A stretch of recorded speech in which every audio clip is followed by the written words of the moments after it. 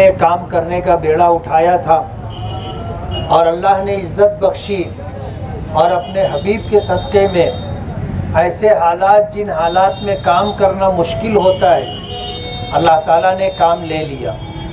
Ward number 6, इस ward के अंदर तकरीबन 9 करोड़ रुपए का काम हमने डाला है, जिनमें कुछ काम हो चुके हैं जिनकी तफसील हुसैन अंसारी ने बताई और कुछ काम होने बाकी है। इंशाअल्लाह वो काम भी अनकरीब होंगे।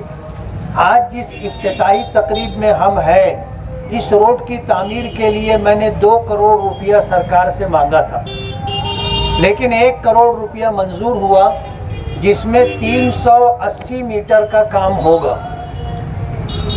शिकारी चौक से काम शुरू किया जाएगा और 380 मीटर तक जो इस इलाका आएगा, ये रोड 380 मीटर लंबी रोड बनेगी। जो काम बाकी रह जाएगा, उस काम के लिए हम लोगों ने जो मज़ीद 1 करोड़ रुपया मांगा था, ताकि वो काम भी हो जाए। और आगे एक चौड़ा रोड है जो इस रोड से लग करके आगे वाले कंपाउंड की तरफ जाता है, उस रोड की तामीर भी हम लोगों के प्रोग्राम में है। मैं आपको ये बताता चलूँ कि फ़ंड कई तरीके के होते हैं। एक फ़ंड वो होता है जिसको MLA फ़ंड कहा जाता है। उस MLA फ़ंड में ये 5 करोड़ रुपये का फ़ंड होता है। उसमें हमने 24 काम डाले थे। 24 कामों में से 12 काम ऐसे थे जिन कामों पर ऐसे लोगों ने जो है टेंडर डाला जो काम नहीं करना चाहते। उनका प्रोग्राम ये था कि एस्टीमेट से कम में बिलों के अंदर टेंडर डाला जाए। जैसे काम अगर 50 लाख रुपये का है तो उसका एस्टीमेट है और टेंडर 50 लाख रुपये का निकला है।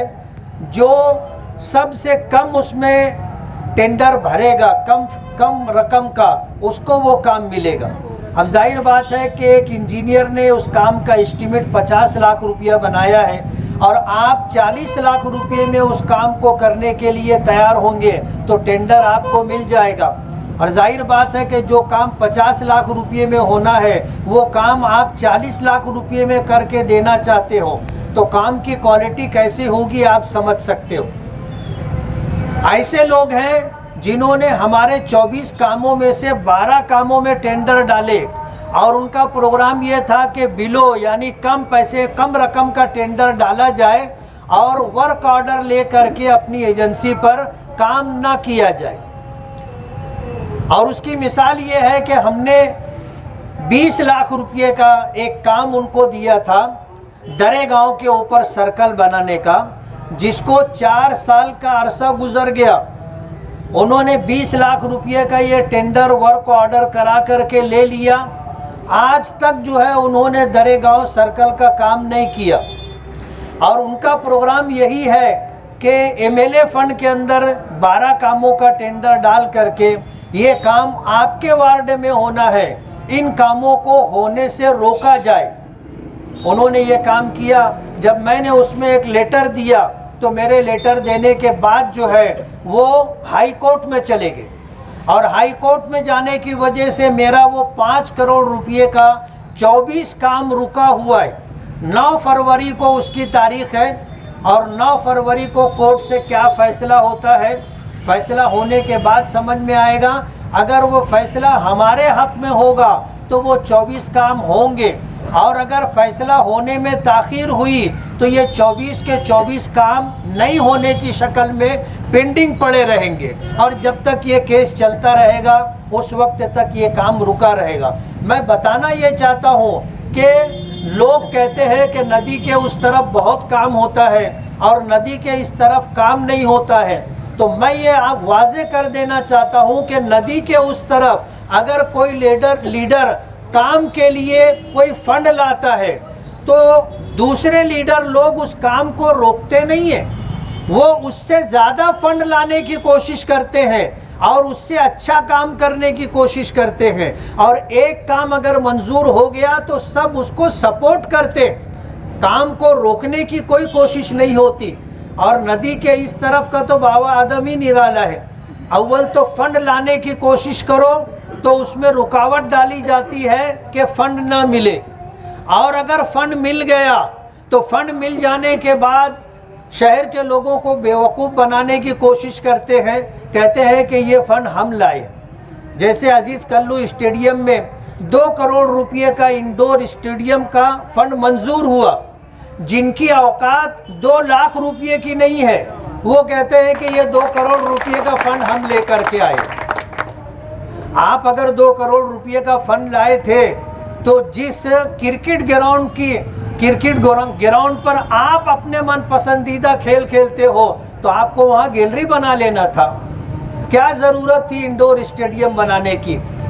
तो दूसरे के फ़ंड को अपना फ़ंड बताना, जैसे माजी में मैं कहा करता था कि काम होता जाता कुछ नहीं है, लेकिन ये बताने के लिए कि हम भी साहिब औलाद हैं, किसी के खूबसूरत बच्चे को बाजू में खड़े कर लेते हैं या उसके बाजू में जाके खड़े होकर के उसके सर पर हाथ रखकर लिए बताने की कोशिश करते हैं कि ये मेरा बेटा है।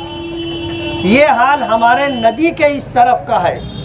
अव्वल तो फंड लाया नहीं जाता, आता है तो उसको रोकने की, ख़राब करने की कोशिश की जाती है। इस तरह के हालात हैं। आज इस वक्त हम लोग सलाम चाचा रोड को यहाँ एक काम का आगाज़ होगा, आगे शब बारात है और फिर रमज़ानुल मुबारक है। अभी मंजूर सेठ बोल रहे थे कि यही वो रोड है जिससे जनाजे आयशा नगर कब्रिस्तान जाते हैं, इसलिए इसकी तामीर जल्द से जल्द होनी चाहिए। इस सिलसिले में हम लोग ठेकेदार से बातचीत करके इस तरह काम करेंगे कि इस इलाके के लोगों को कम से कम तकलीफ़ हो और जल्द से जल्द ये काम हो जाए। अभी यहाँ आने के बाद कमिश्नर की तरफ से एक ऑर्डर निकला है जिसमें यह है कि शहर के अंदर 550 करोड़ रुपए की अंडरग्राउंड गटर बननी है, भुयारी गटर बननी है। और उस भुयारी गटर की वजह से जिस रोड के ऊपर भुयारी गटर का काम नहीं हुआ है वहाँ पर नया काम करने से कारपोरेशन की तरफ से कमिश्नर ने रोकने का ऑर्डर जारी किया। प्रोग्राम है उसे समझना पड़ेगा। और भुयारी गटर को लेकर के पूरे शहर में कारपोरेशन का जो कामकाज है, उस सिलसिले में जितने रोड जहां अंडरग्राउंड गटर बननी है, कारपोरेशन कमिश्नर के ऑर्डर पर वहां काम नहीं हो सकेगा जब तक अंडरग्राउंड गटर का काम नहीं हो जाता। आज इस वक्त तो हम लोग इफ्तिताह करेंगे और इफ्तिताह करने के बाद पूरी जानकारी, पूरी मालूमात लेंगे।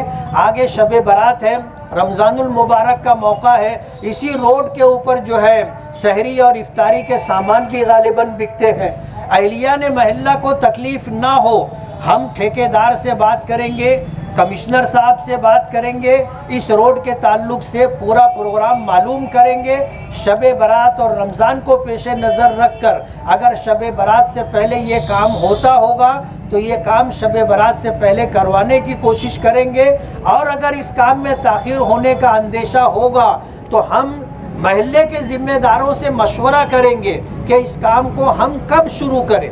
महल्ले के लोगों के मशवरे के बाद इंशाअल्लाह इस काम को हम शुरू करेंगे। मैं अल्लाह रब्बुल आलमीन का बहुत बहुत शुक्रगुज़ार हूँ कि अल्लाह ताला हमसे काम ले रहा है। और अल्लाह की रहीम व करीम ज़ात से उम्मीद है कि ये जो 8-10 महीने का वक्त बाकी है, हमारे ज़िले के पालक मंत्री, आउटर के MLA, cabinet minister Dada Bhuse साहब, वो भी अल्हम्दुलिल्लाह बहुत पॉजिटिव हैं और शहर की तामीर और तरक्की के लिए कुछ करने का इंदिया उन्होंने जाहिर किया है।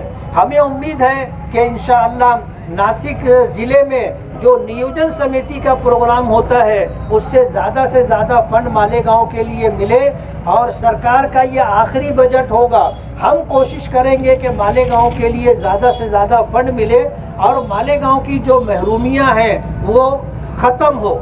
इस सिलसिले के अंदर हमारे बहुत सारे प्रोग्राम हैं। इंशाअल्लाह जैसे जैसे हम आगे बढ़ेंगे, प्रोग्राम आगे बढ़ेगा, तफसीलात आप हजरात के सामने रखेंगे। मैं सबसे पहले अल्लाह रब्बुल आलमीन का शुक्रगुज़ार हूँ कि अल्लाह ताला ने हमें काम के लिए चुना है।